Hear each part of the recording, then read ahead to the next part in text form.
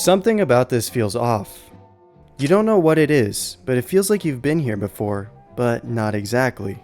Like a memory, but from someone else's dream. It leaves you confused to a certain extent, suspended in superposition. Liminality is something that's very difficult to define. It's not quite fear, not quite nostalgia. Just that eerie pull from the space in between. And liminality isn't just an aesthetic, it's a feeling. And it shows up across different types of media. Images, songs, and even games. So what are we really feeling when the world feels almost familiar, but not quite? One of the most common and recognizable forms of liminality is analog horror. The term analog refers to the outdated technology used, VHS tapes, grainy footage, CRT screens, and that alone contributes to the liminal feeling. But it's not just the static or the retro visuals that make it liminal, it's the way that they're presented. These videos often feel like lost media or found footage, like you've stumbled across something no one was meant to see. That sense of rarity and the loneliness that comes with it is central to the liminal experience. It's not just what you're watching, but how it's been warped. Analog horror taps into that sense of unease by using fear disguised as familiarity. It takes something innocent, a PSA, a training video, or a cartoon, and subtly distorts it until what once felt safe now feels wrong. Take one of the most iconic analog horror series on YouTube, Gemini Home Entertainment. It begins like any old nature documentary. Grainy visuals, calming narration, and nostalgic music. You're just learning about the animals of Minnesota. It feels harmless, even cozy. Then, without warning, the music stops. The screen lingers and the tone darkens. You're told that the next animal isn't limited to one region. It's everywhere. The warmth of the music drains away for the rest of the video, replaced by the cold hum of aging tape. You feel like something is off with this next creature, but you don't know for sure yet. And suddenly, you're unsettled. Not quite afraid, but not at ease either. This is where a different feeling creeps in. Not just fear, terror. A word that, interestingly, shares roots with two opposites, terrible and terrific. That contradiction sums up analog horror perfectly. You're not sure whether what you're experiencing is good or bad, comforting or horrifying. The fear comes not from what you see, but what your brain can't explain. It looks like something from your childhood, until it doesn't.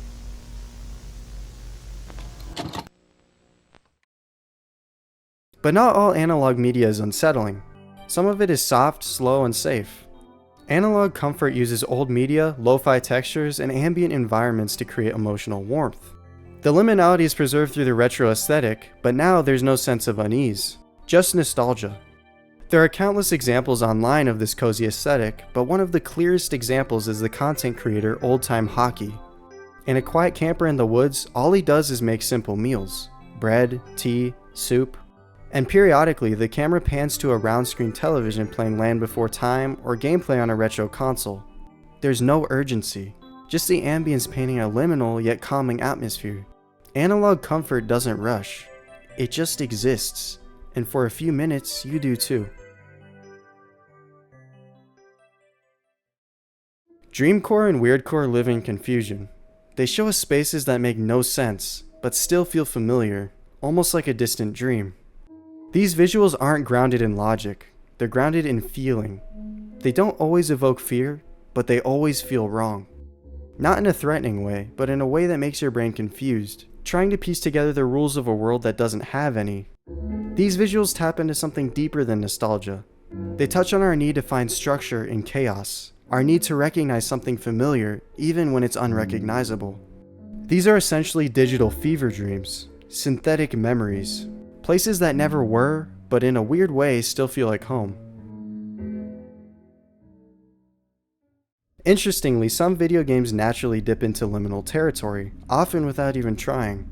One of the most recognizable examples is the umbrella of Source games. Many of them feel empty, but not abandoned. You hear ambient sounds that suggest someone or something is nearby, yet you never see them. Non-existent birds chirp, vents creak, cars honk off in the distance, and yet you're alone. Or at least you think you are. That contradiction between presence and absence creates a deep feeling of uncertainty. And that uncertainty is exactly what liminality thrives on.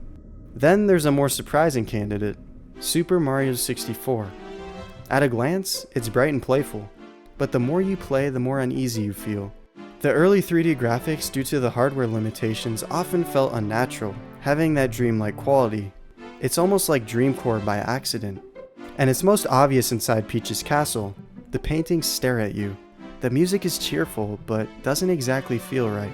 And the thing that scared me the most as a kid? Bowser's laugh when you die. It's not that it's louder or different than other Mario games. It's that in this version, because of the environmental factors and sound design, it lingers. And then of course there's Minecraft. Even today it has its liminal moments, especially when you're the only one in the world. But back in alpha days, it was something else entirely. The textures were rougher, the fog was thicker, and the terrain generation was way less refined. It felt primitive, lonely, vast. Add to that the Herobrine myth, the idea that something might be watching you in single player, and it starts to resemble analog horror. The fear wasn't in what you saw, it was in what might be there, just beyond the fog. Minecraft didn't need jump scares, and that wasn't even the end goal. It had emptiness, and emptiness, when framed correctly, becomes liminal.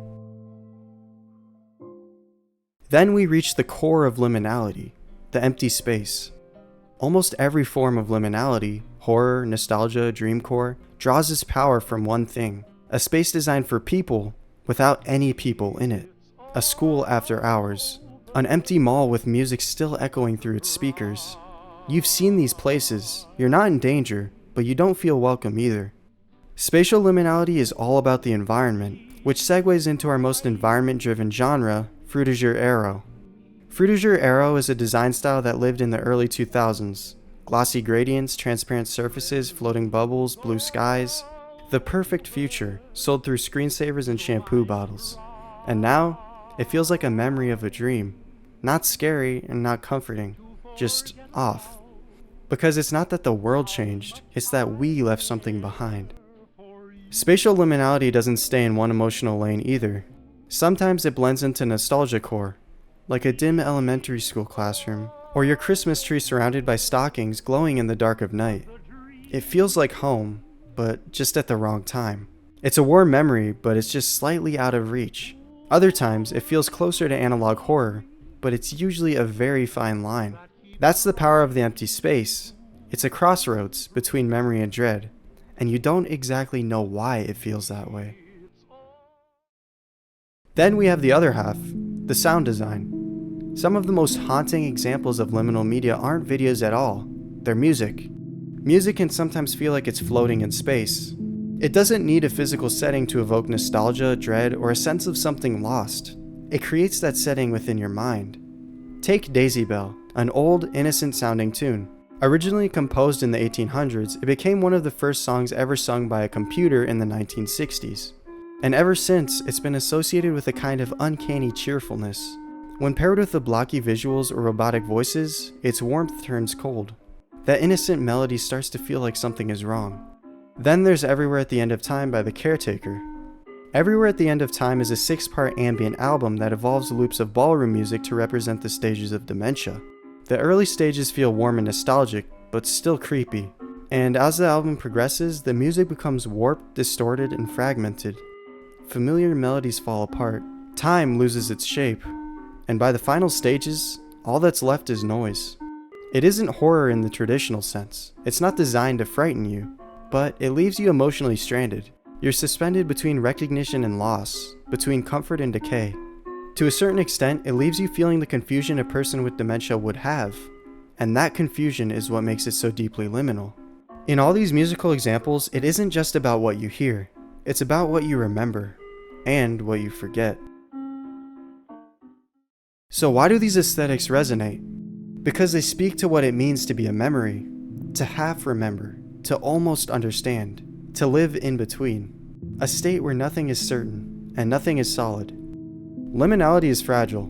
It's easy for it to tip into fear, and maybe that's because, at its core, it mirrors something deeper, our fear of the unknown. Liminality exists between what was and what will be. It's not the past, and it's not the future. It's the in-between. And so is death. We don't know what happens when we die, and that uncertainty is what makes us fear it. Death isn't always terrifying in itself, but it unsettles us. It's the absence of what used to be, the sudden silence where life once was. That jarring shift is what creates discomfort, and that's exactly why liminal spaces feel so haunting. They echo what used to be there, and what might never return.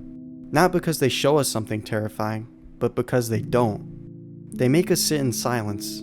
They ask us to look at a hallway with no doors, a screen with no signal, a question with no answer. That's why even comforting liminality, like analog comfort or soft nostalgia, can suddenly feel eerie. Because beneath the glow of a CRT screen or the hum of a street lamp, there's still a question lingering. What comes next? And the scariest part is, sometimes nothing does. Liminality reminds us that not everything has a resolution, that sometimes we just exist in the middle, and we don't always get to know how it ends.